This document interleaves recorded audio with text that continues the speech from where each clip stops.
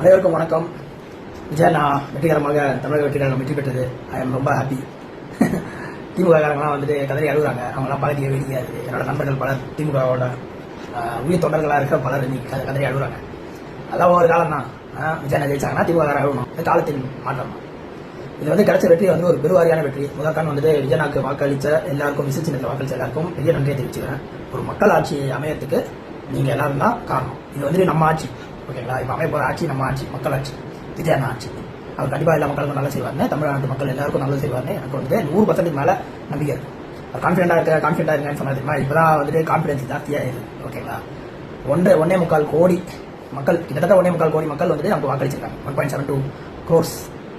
இப்போ வந்து திமுக காரங்க வந்துட்டு இப்போ இதுலலாம் ஊடகத்தில், சமூக வலைதளங்கள்லாம் என்ன பண்றாங்க அப்படின்னா வந்துட்டு இவங்கெல்லாம் ஜெயிச்சிட்டாங்க, இவங்களுக்கெல்லாம் என்ன ஆள தகுதி இருக்குது, இல்லை வந்து இவங்களுக்குலாம் ஆள அனுபவம் இருக்குதா அப்படி இப்படின்னு. அதே மாதிரி தமிழ்நாடு வந்துட்டு 16% ஜிடிபிலாம் வர்த்தகத்தை பண்ணியிருக்குது ஸ்டாலின் ஆட்சியில், இவங்க வந்துட்டு என்ன பண்ண போறாங்க அப்படின்னு. முதல்ல ஒரு விஷயம் நல்லா புரிஞ்சுக்கோங்க. ஒரு முதலமைச்சரோ இல்லை மந்திரிகளோ வந்துட்டு அங்கே இந்தியன் எக்கானமியோ இல்லை வர்த்தகத்தையோ வந்துட்டு நிர்ணயிக்கிறது கிடையாது. இந்தியன் எக்கானமியோ வர்த்தகத்தையும் நிர்ணயிக்கிறது உங்களை போல எங்களை போல டெய்லி வேலை செய்யற ஆளுங்க, உழைக்கும் வர்க்கம் தான் நிர்ணயிக்குது. அதனால வந்துட்டு சிஎம் யார் ஆனாலும் வர்த்தகம் போயிட்டே தான் இருக்கும், ஓகேங்களா? ஸ்டாலின் சிஎம் ஆனால் வர்த்தகம் வந்துட்டு செழிப்பா இருக்கும்லாம் ஒன்றுமே கிடையாது. ஸ்டாலின் என்ன பண்ணாரு, வர கம்பெனி எல்லாம் கூட்டு ஜப்பான்கார வரானா, சைனாக்கார வரானா எல்லாரும் கூட்டு போட்டோ எடுத்துட்டு முதலீடு வந்துன்னு விமானம் காட்டியிருந்தாரு. ஆனால் இந்தியாரங்களுக்கு தான் அங்கே வேலை கொடுக்குறாங்க தமிழ்நாட்டில். அந்த நிலைமையில தான். அதனால நீங்க வந்துட்டு ரொம்ப பெருமை பீட்டிக்காதீங்க திமுக ஊட்டிகளா, சரிங்களா? விஜய் அது பார்த்து பண்ணுவார். ரெண்டாவது விஷயம் வந்துட்டு வர்த்தகம் நல்லபடியாக நடக்கிறது. கவர்னன்ஸும், அதாவது ஒரு நாட்டோட, அது ஒரு ஸ்டேட்டோட கவர்னன்ஸ் அட்மினிஸ்ட்ரேஷன் சொல்றது வந்துட்டு அது நிர்வாகம் வந்துட்டு முதலமைச்சரும் மந்திரிகளும் மட்டும் தனியாக நடத்துறது கிடையாது.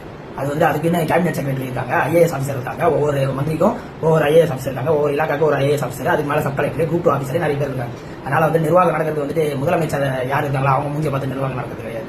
இவங்க எல்லாரோட ஒத்துழைப்புல தான் நிர்வாகம் நடக்குது, சரிங்களா? அதனால வந்துட்டு படிப்பறிவே இல்லாத ஆளுங்கள்லாம் கூப்பிட்டு கருணாநிதி முதல்ல முதலமைச்சர் ஆகும்போது அமைச்சர் ஆட்சி மாதிரி தான் அதுலயே அவரால் வந்துட்டு ஆட்சி பண்ண முடியும்னா, விஜய் 108 எம்எல்ஏ வச்சு 106 எம்எல்ஏ எல்லாரும் படிச்சாலுன்னா அதை விட சிறப்பாகவே கண்டிப்பாக பண்ண முடியும். அது தொழில்நுட்பம் தெரிஞ்ச, தொழில்நுட்பத்தை புரிஞ்சு அதை உபயோகிக்கிற ஒரு முதலமைச்சர் தான் இப்போ கிடைச்சிருக்காரு. தொழில்நுட்பம்னா என்னன்னே தெரியாத முதலமைச்சர்லாம் கிடையாது, சரிங்களா? அதனால வந்துட்டு நீங்க செஞ்ச ஆட்சியோட நல்ல சிறப்பான நம்ம ஆட்சி, நம்ம வெற்றி கழகத்தோட ஆட்சி தான்.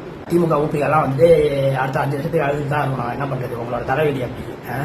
அப்போ மாண்புமிகு நம்ம அன்பு தலைவர் விஜய் அண்ணா முதலமைச்சர் ஆகிட்ட அப்புறம் நடக்க போறது, அவர் சொன்ன மாதிரி வாக்குறுதிகள் எல்லாத்தையும் நிறைவேற்றுவாரு. பெண்கள் பாதுகாப்பா வந்துட்டு நிலைநிறுத்துவாரு.